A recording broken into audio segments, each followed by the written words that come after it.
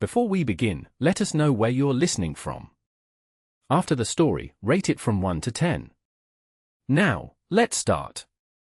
The harsh winter winds howled across the fjord, whipping through the small village of Ravholm where Hilda Northman stood alone on the shore, her auburn hair dancing widely around her face. At 20 summers, she had known little beyond rejection from her own people.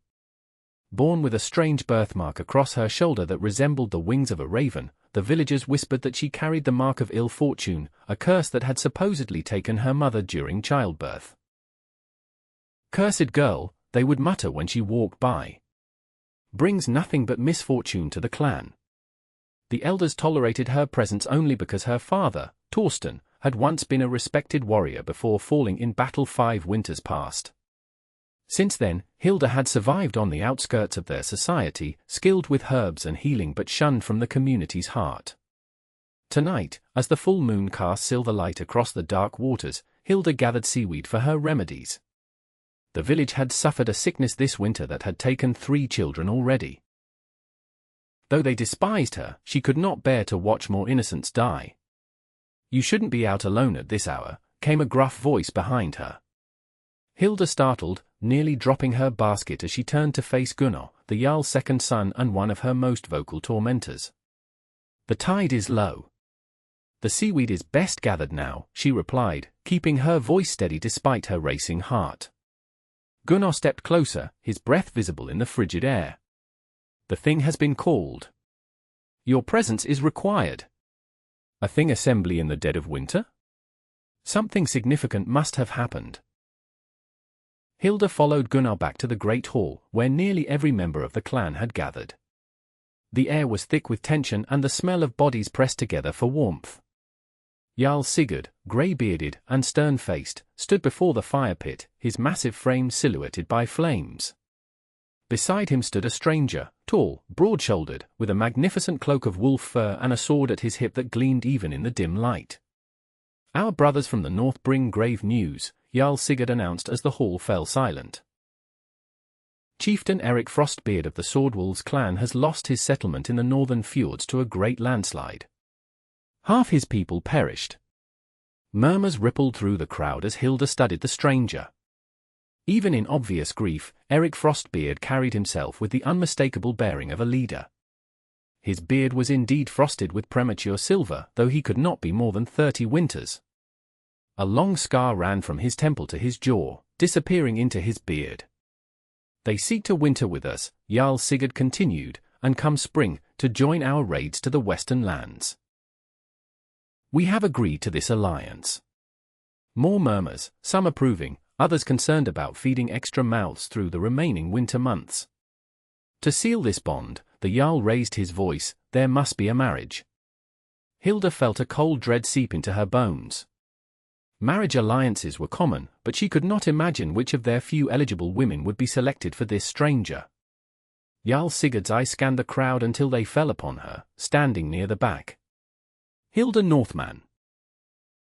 The crowd parted, faces turning toward her with expressions ranging from shock to cruel amusement. Hilda stood frozen as Jarl Sigurd beckoned her forward. "The gods have sent us a sign," he announced. "Last night, our seer had a vision that the Cursed One would bring prosperity if bound to the Northern Wolf." Hilda's mind reeled. This was no honor, it was a convenient way to rid the village of their burden while appearing generous to their new allies. Surely the chieftain would refuse such an offering. She dared to look at Erik Frostbeard, expecting disgust. Instead, his ice-blue eyes studied her with intense curiosity. "I accept," Eric's deep voice resonated through the hall before he had even been formally offered her hand. The hall erupted in surprised whispers. Hilda felt the blood drain from her face. She had never expected to marry. Who would want the cursed girl? And now she was to be bound to this strange chieftain who had lost everything? "The ceremony will take place tomorrow at midday," Jarl Sigurd declared. "May this union bring strength to both our clans." As the assembly dispersed, Hilda stood rooted to the spot, unable to process what had just happened. Erik approached her, towering over her slight frame. "Walk with me," he said. Not a request, but not harsh either. Outside, Under the vast canopy of stars, Erik spoke. They fear you. They believe I am cursed, Hilda replied, finding her voice at last. And are you? I am only what they have made me, an outcast. Erik nodded thoughtfully. I have lost my lands, half my people, and now I must rebuild. I need a wife who understands what it means to endure. You could have refused me, Hilda said. I saw the way they looked at you, and the way you held yourself despite it. That is strength. His gaze fell to her hands. And those are healers' hands. My people need healing. You know nothing about me. I know enough, Erik said. The rest, we will learn together. The wedding was a hasty affair, with minimal ceremony and celebration. The villagers were clearly relieved to transfer their burden to the northerners. Hilda wore her mother's bridal crown, stored away all these years in the small chest containing her few possessions. Erik gifted her with a magnificent armring of twisted silver, a bride price far more generous than anyone had expected. That night, as custom demanded, they consummated their marriage. Erik was not gentle, but neither was he cruel, treating her with a respect she had rarely known. Afterward, as they lay in the borrowed bed, Hilda stared at the ceiling, wondering what fate awaited her with these strangers. When we reach my remaining settlement, Erik said into the darkness, you will be treated with the honor due my wife. No one will call you cursed there. Why did you really accept me? Hilda asked, unable to believe his earlier explanation. The raven mark on your shoulder, he replied after a long pause. Odin's ravens see all things. Perhaps you were sent to help us rebuild what was lost. 3 days later, Hilda departed with Erik and his people, boarding longships that would take them to his secondary settlement on a coastal island to the north. She felt no sadness leaving Ravhome, only a strange, tentative hope. The journey was arduous, with frigid winds and choppy seas. Hilda learned that Erik had been raiding for 15 years, having started as a young warrior under his father's command. His reputation had grown with each successful venture, from the Saxon shores to the distant lands of the Franks. Upon reaching the island settlement of Ulfheim, Hilda was surprised by its size, nearly 40 buildings clustered around a central hall, with palisades surrounding the perimeter. Ships were pulled up on the shore, their dragon heads watching over the settlement like guardians. This is your home now, Erik told her as they approached the Great Hall. These people are your people. The surviving members of Erik's clan greeted them with solemn faces, still mourning their lost kin. To Hilda's surprise, they welcomed her without suspicion, many touching her raven mark as if for good fortune. An old woman with a face lined like weathered leather approached. I am Thyra, the seer, she announced, grasping Hilda's hands in her gnarled ones. The god sent you to us. Your hands will help rebuild what was taken. Over the following weeks, Hilda gradually found her place. Her knowledge of herbs and healing made her valuable to the clan, particularly as many still suffered injuries from the landslide. She worked alongside Erik's sister, Astrid, learning the ways of this new community. One evening, as spring began to soften winter's grip, Erik returned from hunting with a bleeding gash across his forearm. A foolish mistake, he admitted as Hilda cleaned and dressed the wound. The ball was quicker than I expected. Even chieftains bleed, she remarked, applying a poultice of herbs. Indeed. Erik watched her work, his eyes never leaving her face. My people speak highly of you. They say you have gentle hands but a strong spirit. Hilda felt a warmth spread through her chest at his words. They have been kind to me. It is not kindness, but respect you have earned. He hesitated. I have something for you. From his belt, he produced a small carved pendant, a raven in flight, crafted from whale bone.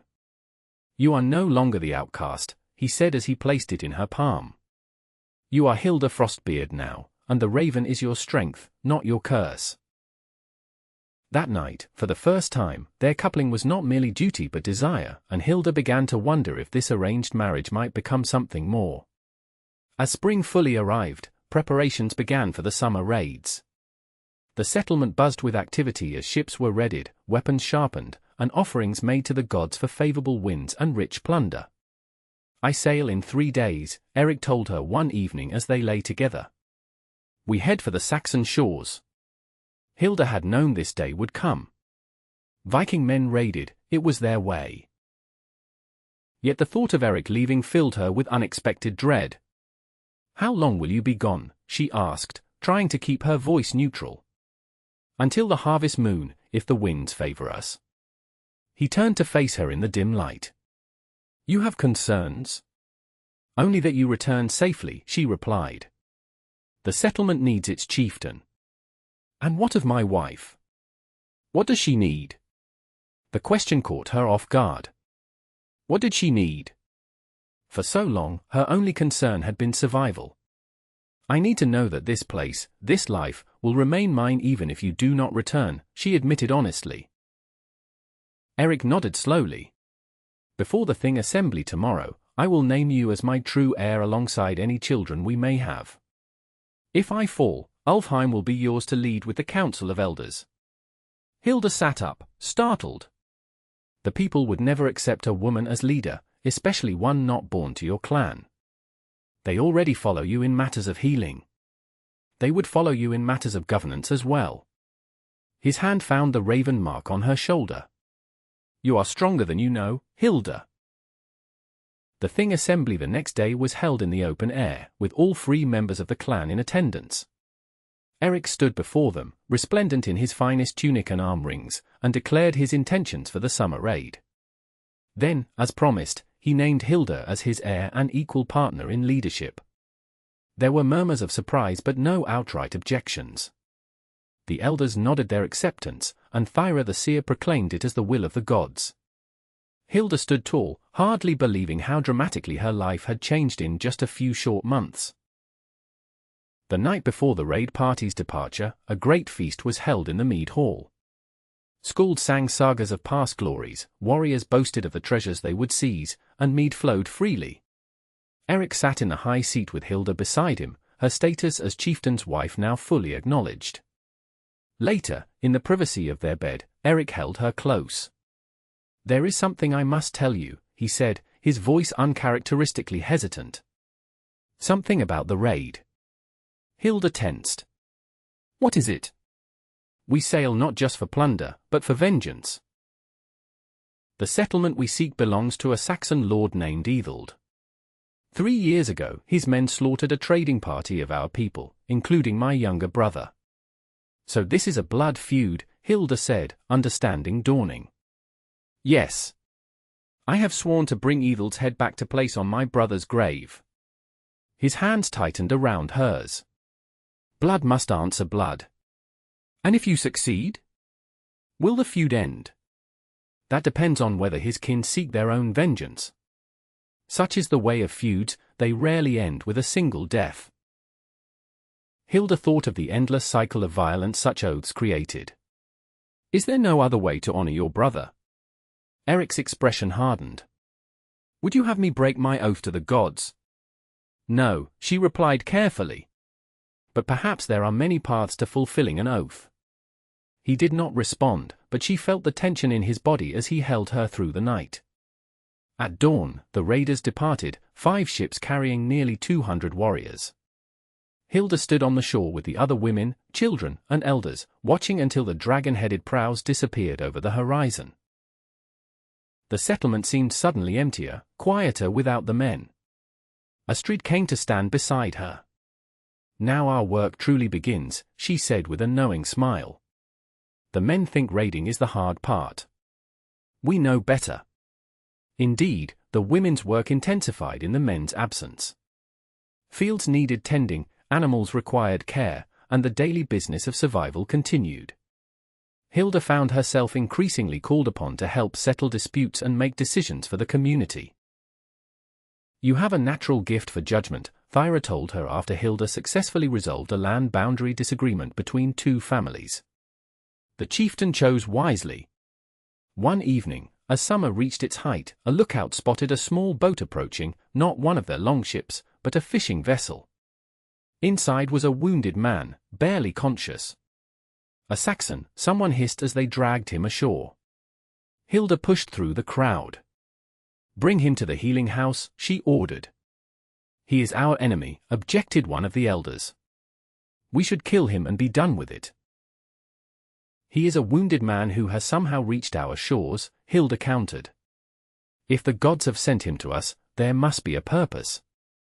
Let me heal him first, and then we will decide his fate."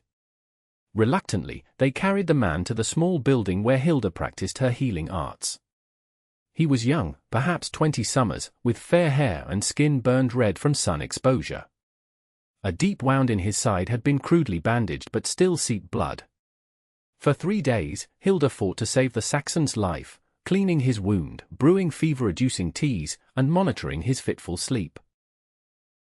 On the 4th day, he finally opened his eyes, a startling green against his pale face. "Where am I?" he asked in broken Norse, surprising Hilda. "You are in Ulfheim," she replied, offering him water. "A settlement of the Swordwolves clan." Fear flashed across his face. "Vikings?" "Yes. I am Hilda, wife of Chieftain Erik Frostbeard." The Saxon struggled to sit up, wincing in pain. "I am Harold. I must speak with your chieftain urgently." "He is away raiding," Hilda said. "I lead in his absence." Harold's eyes widened in disbelief. "A woman?" "A chieftain's wife," she corrected firmly. "What message is so urgent that you risked your life crossing the sea alone?" Harold hesitated, then seemed to decide he had no choice. "Your husband raids the settlement of Lord Etheld, seeking vengeance for his brother." "This I know. What you may not know is that Lord Etheld died last winter. His son, Edric, now rules. Edric did not approve of his father's actions against your people and seeks to end the blood feud." Hilda's mind raced. "How do you know this?" "I am Edric's scribe and emissary. He sent me to find your settlement and offer Wergild payment for the lives taken. But our ship was attacked by pirates. I alone survived." If what Harold said was true, Erik was sailing into a situation far different than he expected. Instead of vengeance, there might be a chance for peace, if only she could get word to him. "You are still too weak to travel," Hilda said after examining his wound. "But I must find a way to reach my husband before blood is spilled unnecessarily." That night, Hilda called a Thing assembly and shared Harold's story. Opinions were divided. Some believed it was a Saxon trick, while others saw an opportunity to end the feud honorably. "If the new lord offers Wergild, it is his right to resolve the blood debt in this way," said one of the elders. "Our laws recognize this." "But how can we trust the word of a Saxon?" countered another. "And how can we reach our men in time?" Astrid stepped forward. "There is one ship remaining in the secondary harbor, the Swift Gull. It is small but fast.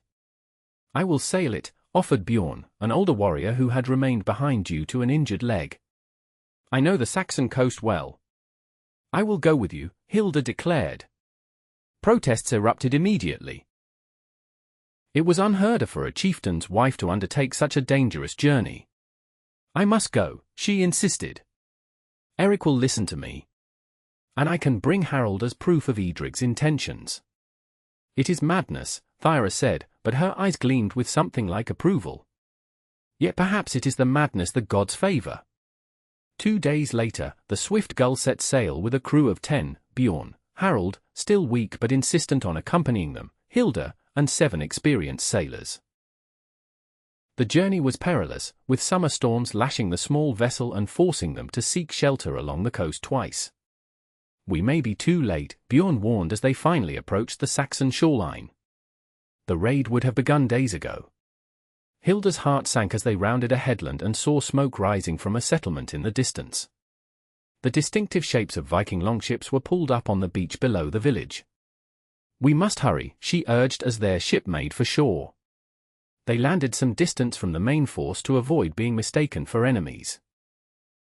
Harold led them on a path through the woods toward the settlement, his face grim. "This is Edric's home," he confirmed as they crested a hill overlooking the scene. Below, chaos reigned. Buildings burned, and the clash of weapons carried on the wind. Vikings and Saxons fought throughout the settlement, though the battle appeared to be in its final stages, with many Saxons retreating to a stone church at the center of the village. There, Harold pointed to a figure on horseback near the church. "That is Erik." Hilda scanned the battlefield until she spotted Erik, his distinctive silver-streaked beard and wolf fur cloak unmistakable even at a distance. He was advancing toward the church with a group of warriors, clearly intent on capturing the Saxon lord. "We must reach them before it's too late," she said, already moving down the hill. They skirted the main fighting, Hilda's heart pounding as arrows whistled overhead and the screams of the wounded filled the air. Harold called out in Saxon to several defenders, who lowered their weapons in confusion upon seeing him accompanied by a Viking woman. To the church, Harold gasped, his wound clearly paining him from the exertion. They reached the church steps just as Erik and his war party approached from the other side. Erik had dismounted and stood with his remaining men, swords drawn but outnumbered. "Erik!" Hilda called out, stepping between the two groups. Erik froze, his battle rage expression giving way to utter shock. "Hilda? What madness is this?" "The madness that prevents more bloodshed," she replied, raising her voice to be heard above the din of battle. "Lord Ethild is dead. This is his son, Erik, who wishes to pay Wergild for your brother's death." Erik's gaze shifted to Harold, who had stepped forward beside Hilda. "And who is this Saxon who stands so boldly with my wife?" "I am Harold, emissary of Lord Erik," Harold replied in his accented Norse. "I journeyed to your lands to offer peace, but was waylaid. Your wife saved my life and brought me here to prevent this needless slaughter." Erik, hearing his emissary's voice, called out something in Saxon. Harold translated, "He asks for a parley. He says the blood debt can be settled without more deaths." Erik's warriors muttered among themselves, some clearly disappointed at the prospect of peace interrupting their raid. Erik himself stood unmoving, his knuckles white around his axe handle. "You swore an oath to avenge your brother," Hilda said quietly, approaching her husband. "But you never swore how that vengeance must come. Wergild is recognized by both our peoples as legitimate payment for blood debt."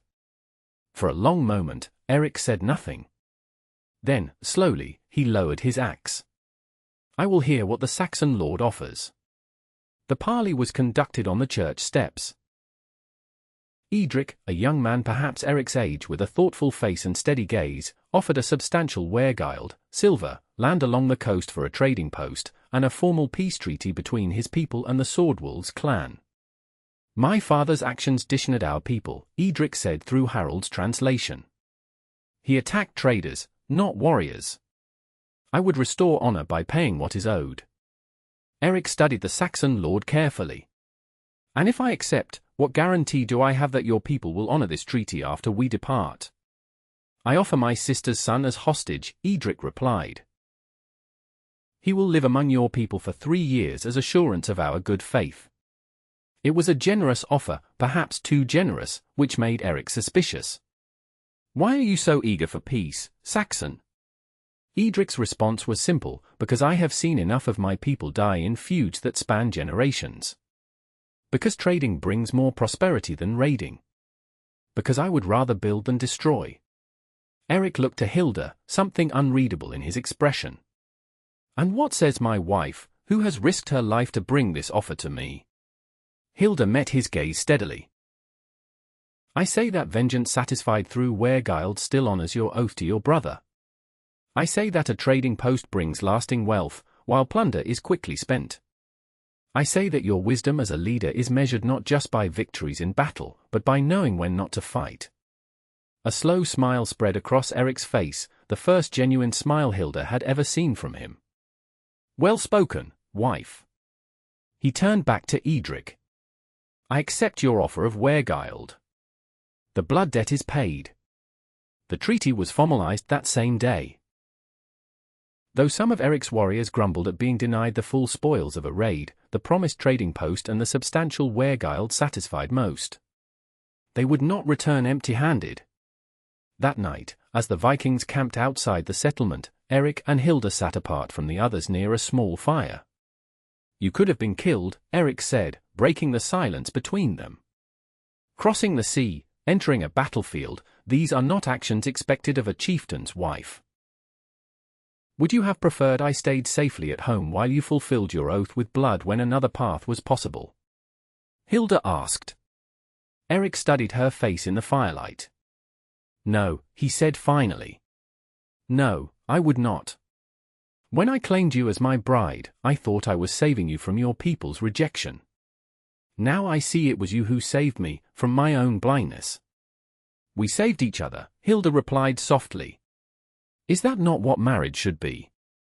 It is what ours will be, he promised, taking her hand. You have proven yourself not just a healer of bodies, but a healer of the rifts between people. The raven mark truly was a blessing, not a curse. Perhaps neither blessing nor curse, Hilda said, but simply a part of who I am, as your strength is part of who you are. Erik pulled her close. When we return home, we will build something new, a clan that values both the sword and the healing hand, both the raid and the trade. And we will do it together. True to his word, upon their return to Ulfheim, Erik established new traditions.